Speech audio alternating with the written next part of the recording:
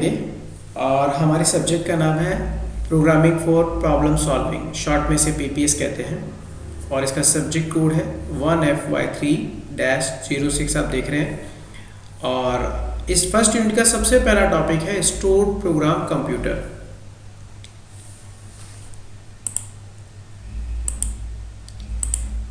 अब आप ऐसे समझिए कि कंप्यूटर एक ऐसी डिवाइस है जो खुद ब खुद नहीं चलती है। आपको भी मालूम है, आपके पास मोबाइल है, कंप्यूटर है, बहुत सारी डिवाइस हैं, उनमें कोई ना कोई प्रोग्राम कहीं ना कहीं स्टोर होगा, स्टोर किया हुआ है, तभी वो रन होता है, तभी वो चलता है। ठीक है, आप बहुत सारे बच्चों के कंप्यूटर में विंडोज़ है, तो विंडोज़ कोई प्रोग्राम है जो पहले से किसी डिस्क में डाला हुआ है। ठीक है, और वो इलेक्ट्रॉनिकली या ऑप्टिकली आप उसको एक्सेस करते हैं। ठीक है, आप ऐसा समझ लें कि आप जैसा लिखा हुआ है this contrast with system that store programme instruction with plug board, मतलब ऐसा ही कोई एक मैकेनिज्म है जिसमें आपने उसको प्लग किया और वो रन हो गया, प्रोग्राम चल गया आपका। ठीक है, तो ये जो आपको स्टोर प्रोग्राम आपको बताया जा रहा है कंप्यूटर, ऐसे कंप्यूटर जिसमें प्रोग्राम स्टोर्ड है, इंस्ट्रक्शन स्टोर्ड है, उनको हम लोग यूज़ करेंगे। ये एक तरह से आप वॉन न्यूमन का सिनोनिम समझ लें आप इसे। वॉन न्यूमन एक आर्किटेक्चर है, ये वॉन न्यूमन एक हमारे साइंटिस्ट हैं, मैं अभी बताता हूँ उसके बारे में। ठीक है, तो आप ये समझ लें कि जो आप चीज़ अब मैं आपको स्टोर प्रोग्राम के बारे में पढ़ा रहा हूँ, ये वॉन न्यूमन आर्किटेक्चर है जो आपको स्टोर प्रोग्राम में कैसे इंफॉर्मेशन मेमोरी में जाती है, आउटपुट में कैसे आती है, ये सारा स्ट्रक्चर आपको बताया जाएगा। ऐसा एक आर्किटेक्चर हार्डवेयर का भी है। हार्डवेयर का जो आर्किटेक्चर है वो मेमोरी में डेटा स्टोर करने का एक बिल्कुल सेपरेट प्रोसीजर बताता है, और जो हम चीज़ पढ़ रहे हैं वो वॉन न्यूमन आर्किटेक्चर से लिंक्ड है। ठीक है, वो पूरा का पूरा, मतलब आप कह सकते हो कि स्टोर प्रोग्राम को हम कभी कभी सीधा सीधा वॉन न्यूमन आर्किटेक्चर भी बोल देते हैं। तो वॉन न्यूमन एक हमारे जो साइंटिस्ट हैं उनके बारे में भी मैं आपको थोड़ा सा ज्ञान दे दूं।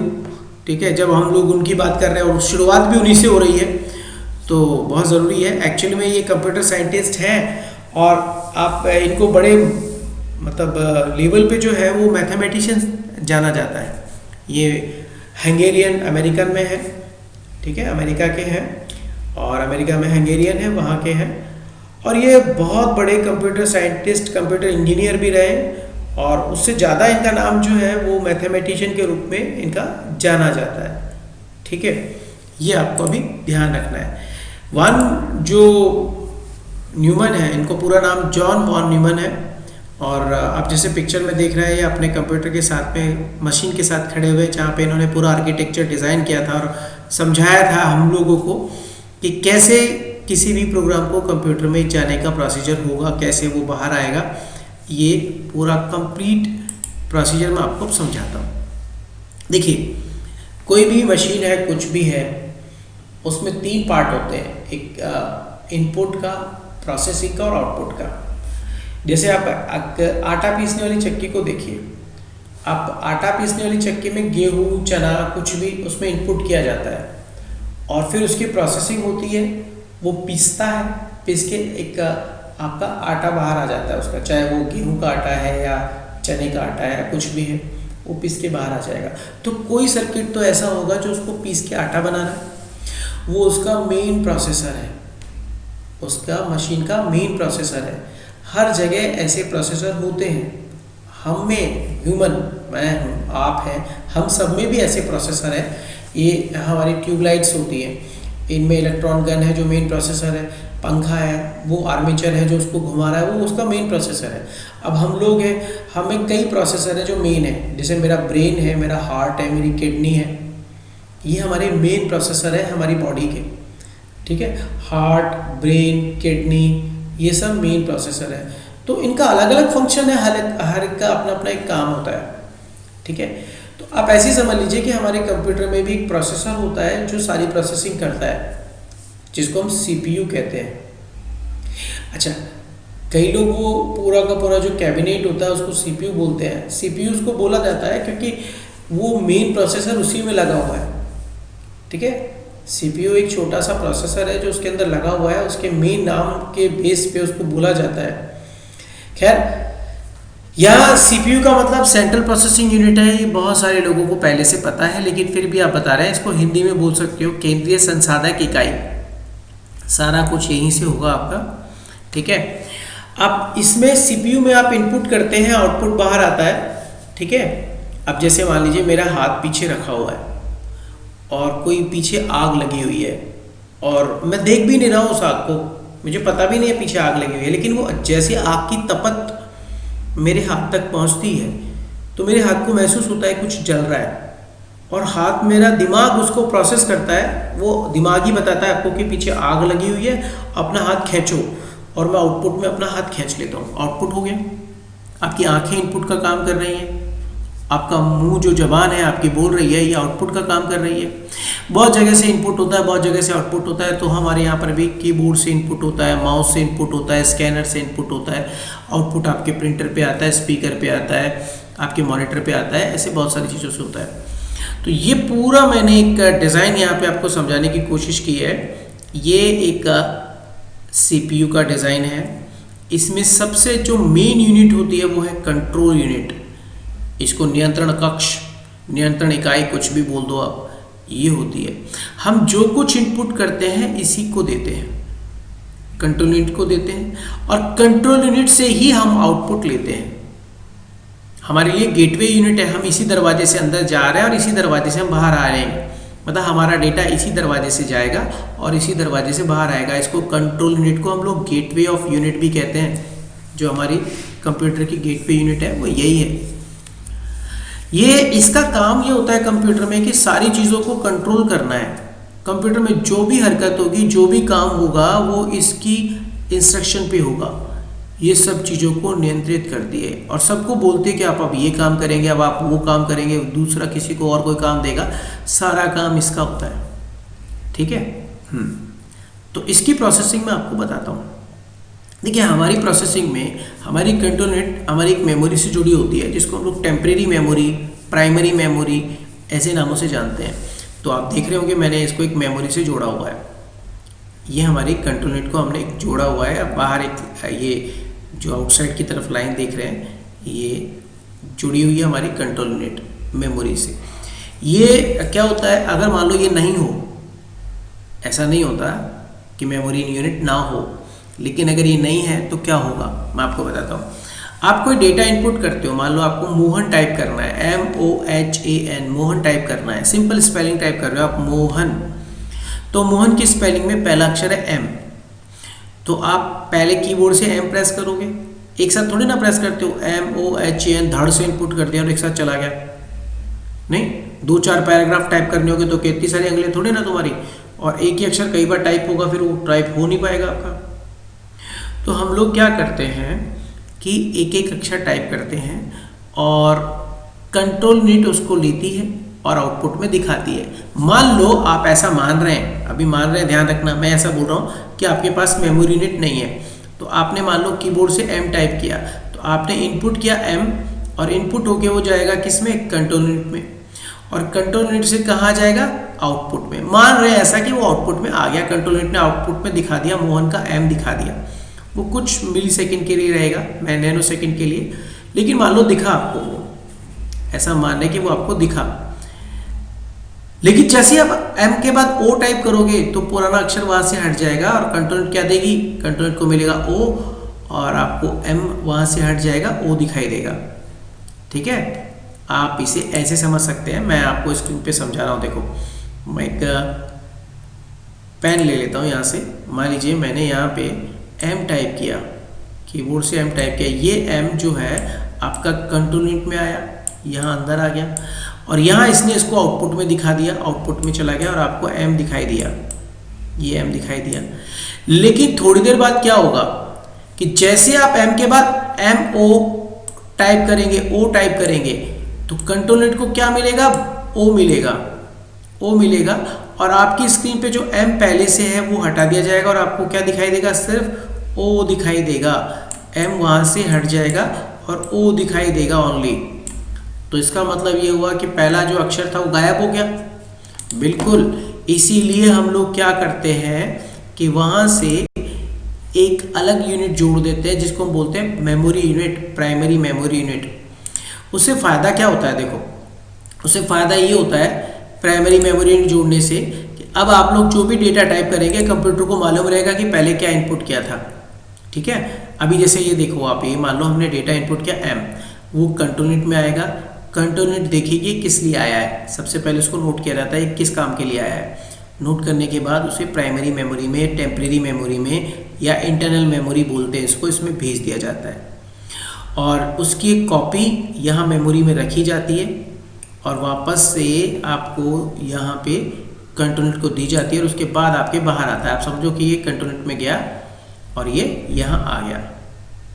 उसके बाद मेमोरी यूनिट उसकी कॉपी कर लेती है, कॉपी करने के बाद उसको वापस से कंट्रोल यूनिट को देती है और कंट्रोल यूनिट उसको वापस आउटपुट में दिखाता है।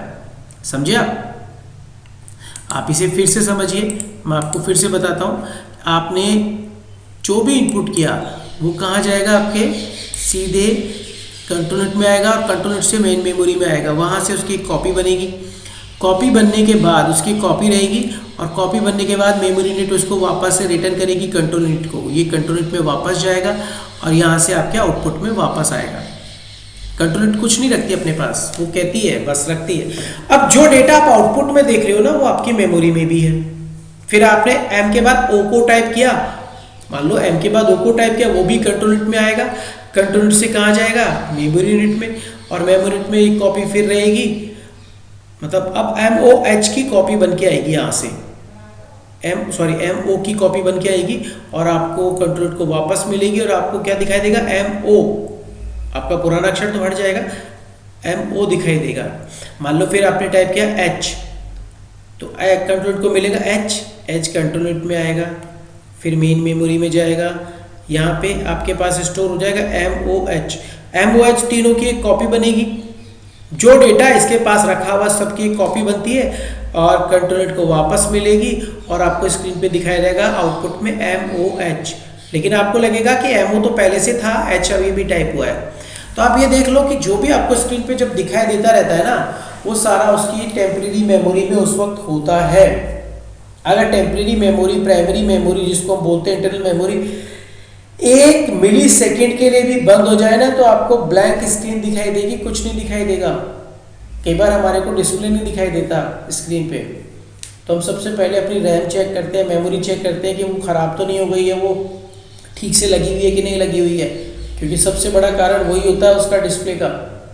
तो यहाँ देखिए, अगर मैं कुछ टाइप नहीं भी कर रहा हूँ ना, तो भी मेमोरी यूनिट से रेगुलर यहाँ से कॉपी बन के कंट्रोल यूनिट में आती रहती है और आपको आउटपुट में दिखाया जाता है, आउटपुट में दिखता रहता है। ठीक है, बात समझ में आई? ये हमारा सिंपल मेथड है आउटपुट को दिखाने का। अब दूसरी बात देखिए कि जब आप कभी इनपुट करते हैं, तो मान लो आपने इनपुट किया 2+2, तो 2+2 इनपुट किया, अभी तो मोहन टाइप किया, ठीक है, आउटपुट में आ गया 2+2। यहाँ पे आप कंट्रोल यूनिट पे टाइप करोगे तो ये एक एक करके टाइप करोगे, एक साथ तो करोगे। पहले 2 आया या मेमोरी में रखा गया, और फिर प्लस टाइप किया, प्लस मेमोरी में रखा गया, फिर 2 दोबारा से टाइप किया, रखा गया। अब यहाँ से आउटपुट में क्या जाएगा, 2+2, तो आपको आउटपुट में क्या दिखाई देगा, 2+2। 4 तो नहीं बना ना वो, तो 4 कैसे बनता है? तो देखिएगा, जब आप कोई डेटा इनपुट करते हैं कोई कैलकुलेशन के लिए, जब भी कोई डेटा इनपुट किया जाता है, तो सबसे पहले कंट्रोल यूनिट का काम है वो देखती है कि किस काम के लिए आया है, ये कैलकुलेशन होगी, इसकी क्या होगा क्या नहीं होगा, उसको पता रहता है। ठीक है, तो जब कंट्रोल यूनिट को कोई डेटा आया तो वो देखती है कि भैया इसको 2+2 आ गया, मान लो कंट्रोल यूनिट में। ठीक है, वो आपके आने के बाद क्या होगा, सबसे पहले मेमोरी में जाएगा, मेमोरी में आएगा, मेमोरी में 2+2 रखा गया, उसकी कॉपी वापस कंट्रोल यूनिट को मिलेगी और फिर ये देखेगी कि इसकी तो कैलकुलेशन करनी थी, इसकी कैलकुलेशन नहीं हुई, तो इसकी खुद की अपनी एक यूनिट होती है जिसको हम ALU कहते हैं। एक्चुअल ALU और ये दोनों एक ही तरह की यूनिटें एक साथ होती हैं। ये इन एक्चुअली क्या है कि इन दोनों के कॉम्बिनेशन को CPU कहा जाता है। CPU मतलब CU प्लस ALU। ALU का मतलब होता है अर्थमेटिक एंड लॉजिकल यूनिट, जो मैथ की कैलकुलेशन है, लॉजिक्स है, जैसे 10 > 5 और ये सब यही चेक करती है। ठीक है, समझ में आया? तो यहाँ पे ALU जो है वो कैलकुलेशन क्या है करती है। आप जब मेरे कहने का मतलब है कि जब आपने डेटा यहाँ इनपुट कर दिया, मेमोरी में से वापस आ गया कंट्रोल यूनिट में, तो कंट्रोल यूनिट देखती है कि कैलकुलेट होना था, ये तो हुआ नहीं।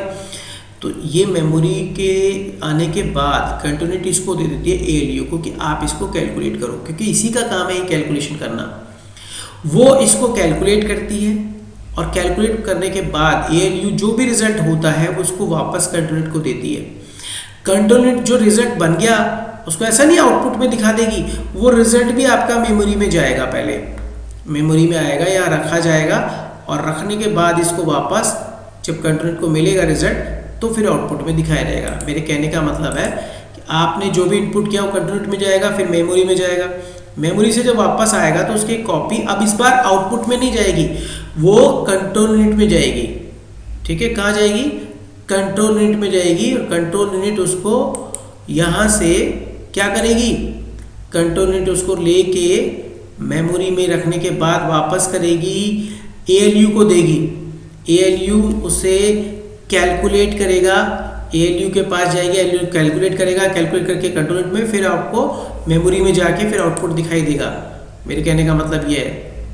ठीक है, आप ऐसा समझ लें कि आपके पास में जो CPU की जो यूनिट है उसका पार्ट जो पूरा का पूरा वो इस तरह से है कि आप जो भी इनपुट करेंगे, मैं इनपुट कर रहा हूँ यहाँ से। ठीक है, अभी मैं आपको फिर से एक बार बता देता हूँ, हमने जो भी कुछ इनपुट किया वो सीधा हमारे कंट्रोल यूनिट में आता है। ठीक है, कंट्रोल यूनिट से आने के बाद में किस में जाता है? मेमोरी में, और मेमोरी से जब वापस आता है तो आपको आउटपुट में दिखाया जाता है, सीधी बात है। लेकिन अगर कोई कैलकुलेशन आपने इनपुट की है तो कैलकुलेशन कैसे इनपुट की है और आपने वो जो कैलकुलेशन इनपुट की है ना वो कैसे आपको आउटपुट में दिखाई देगी, वो देखो। आपने कोई कैलकुलेशन इनपुट की तो सबसे पहले कंट्रोल यूनिट में आएगी, कंट्रोल यूनिट से कहाँ चली जाएगी? मेन मेमोरी में, मेन मेमोरी से वापस कंट्रोल यूनिट में आएगी और कंट्रोल यूनिट देखेगी कि ये कैलकुलेट नहीं हुआ तो ये ALU को दिया जाएगा, ALU कैलकुलेट करेगी, ALU से रिजल्ट इसको मिलेगा, फिर वो रिजल्ट भी आपका मेमोरी में जाएगा। ठीक है, मेमोरी में आएगा और मेमोरी में आने के बाद आपको जो वापस मिलेगा कंट्रोल यूनिट को तो ये आपको आउटपुट में दिखाया जाएगा। ये आपका सिंपल मेथड है, सिंपल तरीका है। कुछ भी आप लोग काम करते हो, कहाँ जा रहा है कहाँ आ रहा है, ये ही हम लोगों का वान न्यूमन आर्किटेक्चर है। वान न्यूमन आर्किटेक्चर बताता है डेटा इनपुट किया, कंट्रोल यूनिट में गया, कंट्रोल यूनिट से मेन मेमोरी में गया, मेन मेमोरी से वापस कंट्रोल यूनिट में और फिर आउटपुट में। अगर कैलकुलेशन है तो इनपुट करने के बाद कंट्रोल यूनिट में आएगा, कंट्रोल यूनिट से मेमोरी में जाएगा, मेमोरी से वापस कंट्रोल यूनिट में आएगा, कंट्रोल यूनिट देखेगी कि इसको कैलकुलेट होना है, वो हुआ नहीं है तो ALU को देगा, ALU कैलकुलेट करके वापस कंट्रोल यूनिट को देगी, कंट्रोल यूनिट क्या करेगी? वापस से फिर मेमोरी में उसको स्टोर करेगी और कॉपी वापस मिलने के बाद फिर आपको आउटपुट में दिखा देगी। तो ये हमारा नॉर्मल प्रोसेस है। अच्छा, कल को मान लो मैंने कोई डेटा 2-3 लाइनें लिखी, आपने 3 लाइनें इधर लिखी इनपुट में और 3 लाइनें आपको मेमोरी में है वो, और 3 लाइनें आपको आउटपुट में दिख भी रही है। यहाँ पे 3 लाइनें आउटपुट में दिख रही हैं, लेकिन ये जो मेमोरी होती है, ये वाली मेमोरी ये टेम्परेरी होती है, ये कुछ समय तक डेटा रखती है जब तक आपका कंप्यूटर में पावर ऑन है। जैसे power gone then get lost, सब कुछ खत्म हो जाएगा। तो फिर क्या करें भाई? पावर खत्म बंद होती है तो खत्म हो जाएगा। तो फिर इसका एक तरीका ये है कि भाई हम कोई एक ऐसी मेमोरी यूनिट डाल दें जिसपे परमानेंट डेटा को स्टोर कर ले। नहीं, हार्ड डिस्क है आपकी, पेन ड्राइव है, CDs है, कहीं पे स्टोर कर लो, क्योंकि ये तो टेम्परेरी मेमोरी है, कुछ समय तक के लिए यूज़ की जाती है। एक्चुअल में वर्किंग मेमोरी है ये, यहाँ तो सिर्फ काम किया जाता है, उसको रखना कहीं और होगा। ठीक है, आप ऐसा समझ लो कि जो कढ़ाई होती है हलवाई की, उसमें वो मिठाइयाँ बना रहा है, लेकिन मिठाइयाँ बना के उसमें थोड़ी रखता है, वो तो फिर बाद में निकालने के बाद शोकेस में रखता है, तो वो आपको रखनी है। तो वर्किंग एरिया है, तो आपकी मेमोरी यूनिट जो है वर्किंग एरिया है। तो आपको एक अलग से यूनिट जोड़नी पड़ती है जिसको सेकेंडरी मेमोरी कह सकते हो, क्योंकि प्राइमरी तो डेटा यहीं आ रहा है, इसलिए प्राइमरी मेमोरी ये है। तो सेकेंडरी मेमोरी और होती है हमारे पास, तो वो इसके साथ जुड़ी हुई है। इसको एक्सिलरी मेमोरी भी बोल देते हैं हम लोग, एक्सटर्नल मेमोरी भी बोलते हैं। तो जो कुछ आप इनपुट कर रहे हो, आपने मान लीजिए जो कुछ इनपुट किया और वो आपको क्या बोलना चाहिए, मान लो मैंने 3 लाइनें टाइप की हैं, 3 लाइनें टाइप की, 3 लाइनें मुझे आउटपुट में भी दिख रही है, मेमोरी में भी मेरे पास 3 लाइनें हैं, ऐसे मैंने टाइप की हुई हैं 2-3 लाइनें। यही लाइनें मुझे आउटपुट में भी दिखाई दे रही हैं। ये तो मैं कंप्यूटर को बंद करना चाहता हूँ, तो मैं कंप्यूटर में एक कमांड दूंगा कंट्रोलनेट को कि मेरा डेटा सेव कर दिया जाए। तो आपके डेटा को कंट्रोलनेट क्या करेगी, जो मेमोरी में डेटा पड़ा हुआ है ना, इसका एक बंडल बना देगी, ये एक पैकेट बना देगी, और आपसे कहा जाएगा इस पैकेट का एक नाम रख दो आप, जिसको आप कहते हैं फाइल नेम। अब कोई भी नाम दे दो, XYZ। आपने जैसे XYZ नाम दिया, इसकी एक कॉपी आपकी सेकेंडरी मेमोरी में आ जाएगी। यहाँ पे वो पूरी फाइल आपकी XYZ के नाम से सेव हो जाएगी। अब आपने कंप्यूटर में बंद कर दिया कंप्यूटर को, ठीक है, कंप्यूटर को बंद कर दिया, तो बंद करते ही क्या होगा कि आपका डेटा यहाँ से तो हट जाएगा, प्राइमरी मेमोरी से, स्क्रीन से भी हट गया ये, क्योंकि स्क्रीन पे भी तो आपको दिख रहा है, लेकिन आपकी ये सेकेंडरी मेमोरी में रहेगा। सेकेंडरी मेमोरी में आपका डेटा रहेगा, ये डेटा आपका सेकेंडरी मेमोरी में है। तो अब आप क्या कर सकते हैं, दूसरे दिन आप आए और आपने कंप्यूटर ऑन किया और आपने कहा कि मेरी वो फाइल ओपन कर दो जो भी मैंने सेव की थी, XYZ जो भी नाम था उसका। आपने ये कमांड कंट्रोलनेट तक पहुंचाई, क्योंकि आप जो बोलते हैं वो कंट्रोलनेट तक जाता है। अब कंट्रोलनेट मेमोरी यूनिट को बोलेगी कि सेकेंडरी मेमोरी से वो फाइल को लोड करो, उसका नाम ये है, XYZ है, जो भी कुछ है। तो इस बार क्या होगा कि अब उसकी कॉपी सेकेंडरी मेमोरी से आपकी प्राइमरी मेमोरी में आएगी। ये वाली फाइल की एक कॉपी आपकी प्राइमरी मेमोरी में आएगी, और आते ही मैंने बताया था कि जब हम कुछ टाइप कर रहे हैं ना कर रहे हैं, प्राइमरी मेमोरी से रेगुलर कॉपी बनके किसको जाती रहती हैं, कंट्रोलनेट को जाती रहती हैं। तो कंट्रोलनेट के पास आएगी कॉपी और ये आपको आउटपुट में दिखा देगी, वो 3 लाइनें आपको दिख जाएगी, ठीक है।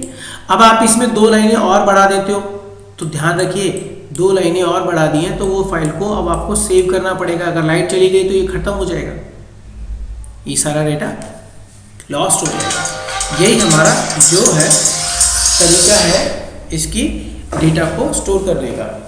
ये है हमारा वन न्यूमैन आर्किटेक्चर। अब इसमें कुछ चीज़ें आप लोगों को ध्यान देने वाली हैं, वो मैं आपको बता देता हूँ। आपने क्या क्या चीज़ें खास देखी हैं वो मैं आपको बता रहा हूँ। देखो ध्यान देने वाली चीज़ें कौन कौन सी हैं। सबसे पहला आता है सेंट्रल प्रोसेसिंग यूनिट, जिसको हमने बोला था ना CPU। CPU जो है वो आप समझ लें कंप्यूटर का हमारा ब्रेन है, ठीक है। कुछ बातें आप समझ लें, कंप्यूटर की सारी प्रोसेसिंग उस पर ही टिकी होती है। सारे कंप्यूटर की सारा डेटा प्रोसेसिंग CPU करता है। वही आपको डेटा स्टोर करवाता है, वो आपके रिजल्ट्स देता है, और उसी को आप इंस्ट्रक्शन देते हो और उसी से आप आउटपुट लेते हो। कंट्रोलनेट का काम है सारे कंप्यूटर के जितने भी ऑपरेशंस हैं उनको मैनेज करना। ये सबसे बड़ी बात है, ठीक है। अब अगली बात, दूसरी बात ये है कि चलो ये तो आपको समझ में आ गया कि भाई हमारा कंट्रोलनेट का काम क्या है। एक मैंने आपको बताया CPU के 3 हिस्से होते हैं, मेमोरी, कंट्रोलनेट, ALU। वो सेकेंडरी मेमोरी अलग पार्ट हो गया। कंट्रोलनेट ही कंप्यूटर के सब चीज़ों को संभालती है, ठीक है। ये 3 पार्ट हमारे CPU के हैं। सबसे पहले मेमोरी यूनिट को देखो। मेमोरी यूनिट का काम क्या है भाई, मेमोरी यूनिट जो होती है वो रिजल्ट्स को स्टोर करके रखती है। जो भी आप इनपुट करते हो वो डेटा स्टोर करती है और आपको वापस कंट्रोलनेट को देती है और आउटपुट में आता रहता है। इसको हम लोग रैंडम एक्सेस मेमोरी के नाम से भी जानते हैं, प्राइमरी मेमोरी कह देते हैं, मेन मेमोरी कहते हैं, इंटरनल मेमोरी कहते हैं, कई नामों से इसको जानते हैं। अगर ये ना हो तो हम जो कुछ भी इनपुट कर रहे हैं ना वो कुछ सेकंड के लिए रहेगा, फिर गायब हो जाएगा। कुछ सेकंड तो बहुत बड़ी बात है, नैनो सेकंड भी मैं शायद कम बोलूँगा, मतलब दिखेगा ही नहीं आपको। तो उसको बनाए रखने के लिए, उसको रेगुलर देखने के लिए वर्किंग एरिया तो चाहिए ना, तो वो हमारा मेमोरी यूनिट है, ठीक है। ये अलग अलग स्पीड की होती है, अलग अलग कैपेसिटी होती है, इनकी अलग अलग पावर होती है, ठीक है। ऐसे ही आपकी सेकेंडरी मेमोरी की भी होती है। सेकेंडरी मेमोरी अलग पार्ट है जिसमें आप बाद में डेटा स्टोर करते हैं, ध्यान रखिएगा। मेमोरी का फंक्शन क्या है, मेमोरी का काम है, जैसे आप सामने देख रहे हैं सबसे पहला पॉइंट लिखा हुआ है, इसे store all the data and the instruction required for processing. सारा डेटा ये रखती है जो भी आपको प्रोसेसिंग में यूज होगा या यूज हो रहा है, ठीक है। जो भी रिजल्ट्स हैं, इंटरमीडिएट रिजल्ट्स हैं, फाइनल रिजल्ट्स हैं, वो स्टोर करती है। इसका काम ही स्टोर करने का है, सिंपल सी बात है। It store the final results, intermediate results, ठीक है। और आपका जो भी आउटपुट होता है यहीं से मिलेगा आपको। अगर आपकी प्राइमरी मेमोरी में कुछ नहीं है तो आउटपुट में भी कुछ नहीं आएगा, क्योंकि ये जो वापस करती है किसको करती है, कंट्रोलनेट को, और कंट्रोलनेट दे ही नहीं पाएगी अगर मेमोरी में कुछ नहीं है तो, ठीक है। समझ आई बात। अब बारी आती है कंट्रोल यूनिट क्या काम करती है। ठीक है, कंट्रोल यूनिट को मैंने बताया था ये हमारी गेटवे यूनिट कहलाती है, सीपीयू ब्रेन कहलाता है, ये गेटवे ऑफ यूनिट है। ठीक है, ये सीयू है। तो ये जो है सारा कुछ कंट्रोलिंग करती है। तो सबसे पहला पॉइंट लिखा है it is responsible for controlling the transfer of data and instruction among other unit of computer. मतलब डेटा कहाँ जाएगा, कहाँ से आएगा और किस यूनिट का को क्या काम करना है, ये वो करवाती है। It manage and coordinate all the units of computer. सारे यूनिट को ये कोऑर्डिनेट करती है, उनको मैनेज करती है। एक्चुअली जो कंप्यूटर का जो मैनेजर है, काम कराने वाला, वो यही है। ठीक है, सब काम यही कराता है, यही करता है, यही देखता है, चाहे कोई भी हो, चाहे वो हार्ड डिस्क में आप डेटा कॉपी करा रहे हो, पेन ड्राइव में करा रहे हो, आउटपुट में देख रहे हो, चाहे मूवी चला रहे हो, सब काम ये करवाती है। ठीक है, स्पीकर पे आउटपुट आएगा, प्रिंटर पे आएगा, कौन देखेगा, ये देखेगी। हमारे लिए सब कुछ ये है। ठीक है, it obtain the instruction from memory, memory से डेटा लेती है, इंटरप्ट दैम और उसको इंटरप्ट करती है, और फिर डायरेक्शन देती है कंप्यूटर को कि भाई किसको क्या करना है। It communicate the input output, input भी आपसे ये लेती है और आपसे आउटपुट भी ये देगी। ठीक है, इट डज नॉट प्रोसेस और स्टोर डेटा, इसका काम ये नहीं है कि खुद प्रोसेसिंग करे। कई लोग कहते हैं कि आपके सीयू काम नहीं कर रहे, अरे सीयू दूसरों से काम करवाती है और ना डेटा स्टोर करती है। ये स्टोर कौन करता है, मेमोरी यूनिट। ठीक है, प्रोसेसिंग का काम अलग होता है, ये सिर्फ आप लोगों बाकी यूनिट की जितने भी कंप्यूटर की यूनिट है उसको इंस्ट्रक्शन देती है। ठीक है, ये बात समझ में आ गई। अब एएलयू क्या है, एएलयू के दो सेक्शन है, मैंने बताया था, एक तो है अर्थमेटिक सेक्शन, दूसरा है लॉजिकल सेक्शन। अर्थमेटिक सेक्शन का मतलब है जितनी भी आपकी अंक गणित वाली प्रॉब्लम्स हैं, जोड़ना है, घटाना है, मल्टीप्लाई करना है, कॉम्प्लेक्स कैलकुलेशन है, जो भी आपने मैथ्स में पढ़ी है वो ये काम करती है। और लॉजिकल कि भाई कोई चीज़ है, कोई जैसे दो कलर है, ये दोनों कलर सेम है कि नहीं है, ये लॉजिक है। ठीक है, किसी से मैच करना, किसी में से सेलेक्ट करना, किसी को कंपेयर करना कि ए बी से ए बी के बाद आता है कि बी ए के बाद आता है, या 10 ग्रेटर देन 100 या 100 ग्रेटर देन 10, तो ये सब का जवाब हाँ या ना में मिलता है, तो वो लॉजिक्स है। तो वो उसका काम भी लॉजिकल यूनिट का ही है और ये कंप्यूटर की मेन यूनिट है।